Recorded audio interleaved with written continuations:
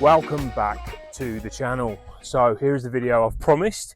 The video you definitely don't need, my review of the Yamaha MT-125. Now the reason you don't need this is because I've only ever ridden two bikes. This one and the one I use on my CBT. So I've got no experience, I've got no validity to tell you whether this is good, bad or indifferent. But that is almost why I think it might be useful to some people, because a 125 is usually the first bike that people are going to purchase. Is this a good one to purchase? As for all the tech specs, I'm going to leave that. I know it's 15 horsepower, 14.8 I think. I know it has two wheels. I know it's got brakes. That's about it. The reason that I went for this bike was after a lot of research myself. And there's plenty of videos out there that will do a much better job if you're looking for technical specifications on bikes. That's not me. What I want to tell you is how this makes me feel, how I'm getting on with it as a brand new rider, whether I'd buy it again, whether I'd recommend to buy it, and my experience of it, how it rides, how it handles, how forgiving it is, how fast it is, going uphill, going downhill, comfort on motorways, comfort on long distances, and just generally how this bike makes me feel as a brand new rider. Now let's do a walk around because she's a beaut. Stunning naked bike.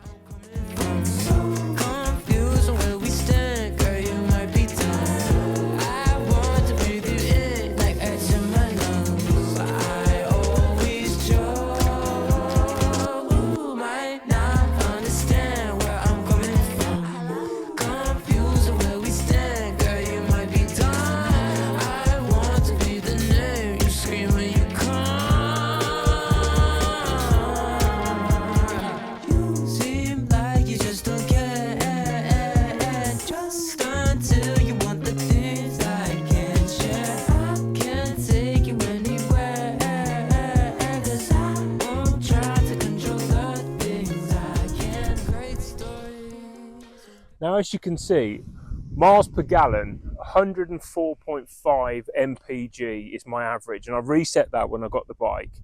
Now, I have given this bike a damn good test. I've taken it to London. It's been on dual carriageway, many dual carriageways, sort of 100, 150 miles, and I have to go pretty hard in fifth gear to keep it up at sort of 60s into close to 70. Now, I've said before, but for anyone new to the channel, I am 6'1" barefoot. I weigh 100 kilos. This equipment, as you know, jackets, the boots, the armored gear is very heavy. So I'm probably best part of 110, 120 kilos on this bike. She does so well, and it will go to 70.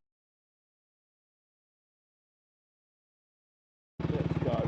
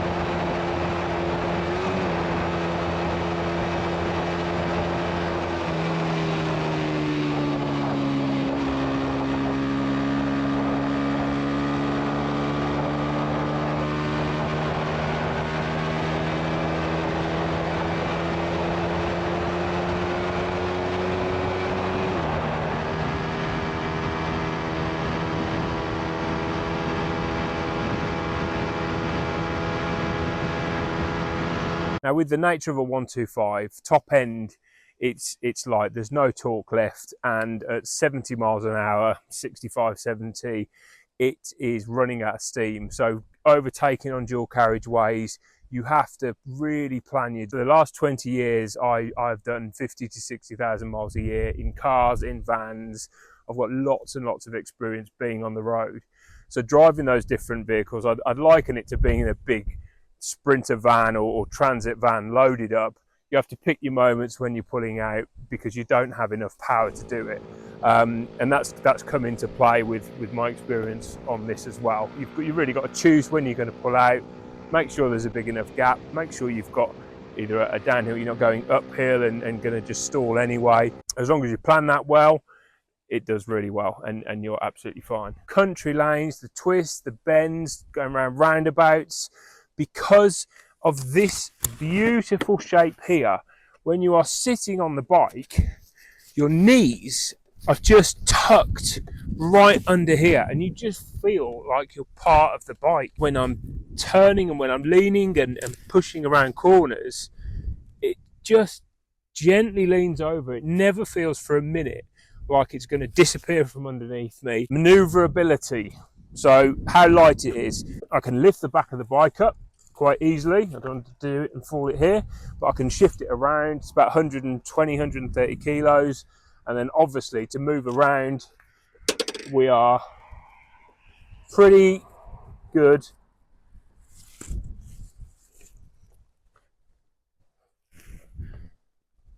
Piece of cake to move.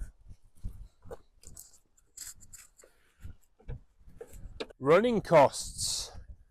I mean, coming from a car and still driving a car and filling the car up nearly every week, it's insane. I mean, to go to a petrol station and only put £7 in a tank that will last for 100, 200 miles. So yeah, frugal as you like, takes no fuel at all. It's £26 a year to tax. Insurance for me, so as a CBT, age and everything else, this was about £400 a year to insure. Different for everybody. Comfort, super comfortable. You just feel like you're part of the bike.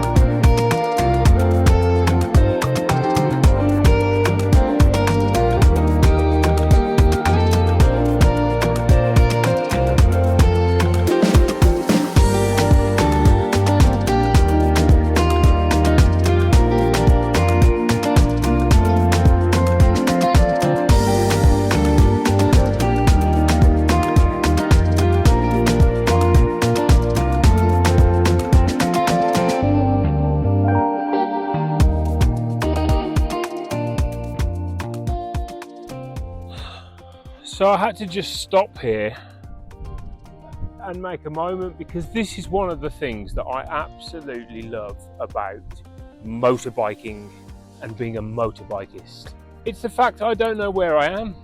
I have no idea at all where I am. I've just ridden down a road, off a road, down a road, up a long road, round a bend, over a hill. I don't know where I've gone. I've never been here before in my life. It's beautiful. And you can just get off because it's easy to just get off. I love it. I really enjoy being outdoors, and this is a really good way of doing that more. And I need to just take a bit more time to just stop, get off the bike, have a little look. It's brilliant. Absolutely love it.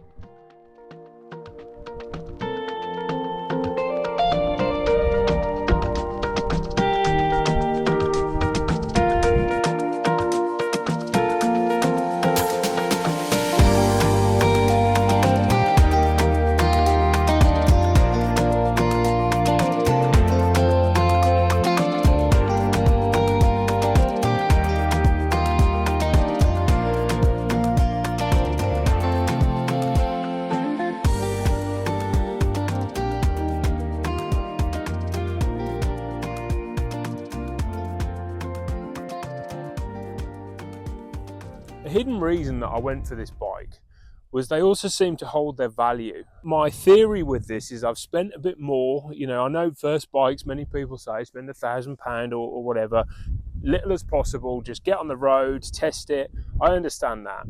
But my logic is I want an investment that will hold its value. What I found when I was searching for these was they were few and far between. And when they did come up, they were either gone very quickly or they were a lot of money. I found this one for what I think is a great price. It seems to be a great bike.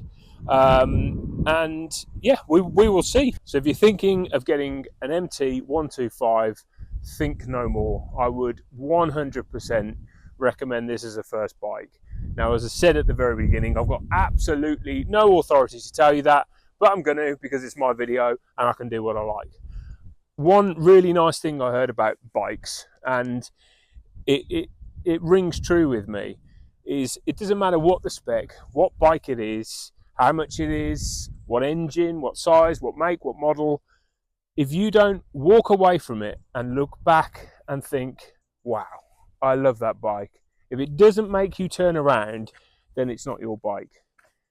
And this bike makes me look back every single time. I hope that was useful to some people. Got any questions, any comments? If you completely disagree with me, put it all down below in the comments. I would love to hear your thoughts.